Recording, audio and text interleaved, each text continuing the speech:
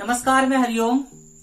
Median और perpendicular और altitude, इनके विषय में आप पढ़ चुके हैं, लेकिन इनमें कई बार हम कंफ्यूज हो जाते हैं। किस तरीके से? कई बार हम देखो, एल्टीट्यूड और परपेंडिकुलर ये तो एक चीज है, लेकिन मीडियन एक अलग चीज है। हमें मीडियन को अलग से समझना होगा। एक बार समझते हैं। ये एक ट्राइंगल है। मैंने डिफरेंट टाइप के ट्राइंगल बनाए हैं। ट्राइंगल के अलग अलग मॉडल आपको देखने को मिलेंगे। अगर मैं इस ट्राइंगल के अंदर एल्टीट्यूड खींचता हूं, एल्टीट्यूड का मतलब 90 डिग्री एंगल से होता है, तो वो इस तरीके से होगा। ये एल्टीट्यूड है। लेकिन अगर मैं यहीं पर इस ट्राइंगल में मीडियन पता करना चाहूं इसी पॉइंट से, तो मीडियन ये होगा। मीडियन का मतलब होता है ये जो नीचे लाइन दी हुई है इसका मिड पॉइंट, और एल्टीट्यूड का मतलब होता है कि ये जो लाइन है इसके ऊपर परपेंडिकुलर। किस कंडीशन में? मैंने कहा एक ऐसी कंडीशन है, मतलब दो कंडीशन कहूंगा मैं, कि जहां पर मीडियन और एल्टीट्यूड एक ही हो जाते हैं। एक तो आइसोसेलेस ट्राइंगल और एक इक्विलेटरल ट्राइंगल। आइसोसेलेस ट्राइंगल, देखो ये मैंने एक आइसोसेलेस ट्राइंगल बनाया है। इसमें अगर मैं परपेंडिकुलर खींचता हूं तो वो परपेंडिकुलर इस तरीके से होता है कि ये वाली लाइन इस वाली लाइन के बराबर होती है, और इस कंडीशन में ये मिड पॉइंट हो जाता है, और इस कंडीशन में ये मीडियन भी होता है।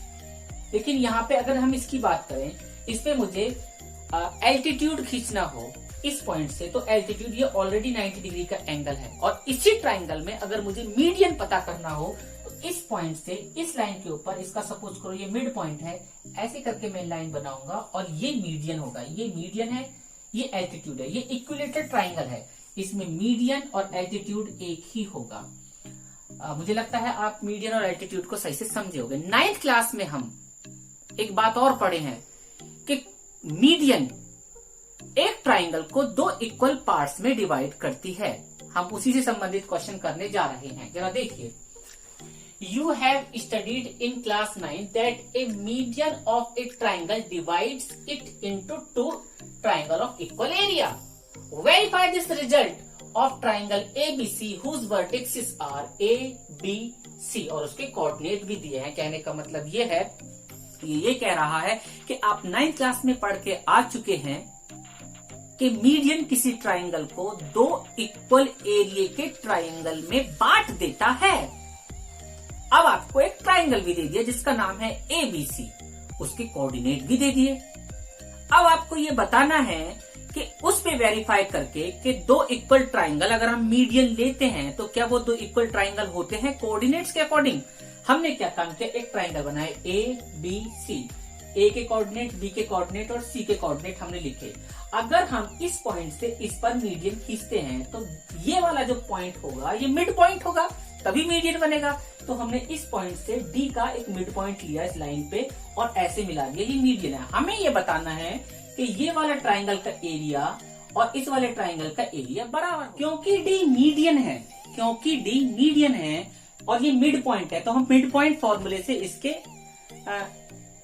कोऑर्डिनेट्स निकाल सकते हैं। चलो इसके कोऑर्डिनेट्स निकालते हैं। ये है B, ये है C। D x1 plus x2 upon 2, y1 plus y2 upon 2। x1 की वैल्यू रखी, x2 की वैल्यू रखी अपॉन 2, y1 और y2 की वैल्यू रखी 2।